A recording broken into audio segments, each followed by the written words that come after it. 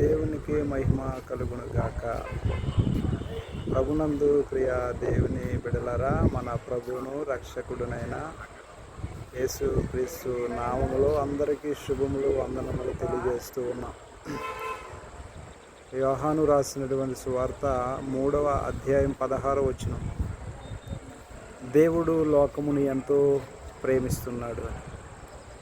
లోకమును అంటే ఈ భూమి మీద ఉన్నటువంటి వాటిని కాదు, కానీ ఈ భూమి మీద జీవిస్తున్నటువంటి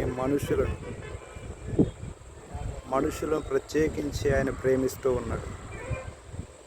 మరి ఆయన ప్రేమను పొందుకుంటున్న మనము ఆయన ప్రేమకు పాత్రులుగా, దేవునికి ఇష్టలుగా, దేవుని నామం ఎరిగిన వారుగా బ్రతకగలిగితే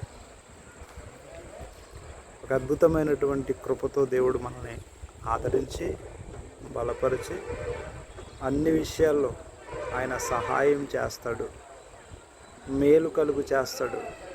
మరి దేవుని ప్రేమించే వారిగా మనం ఉందాం, దేవుని కృపను పొందుకుందాం. God bless you.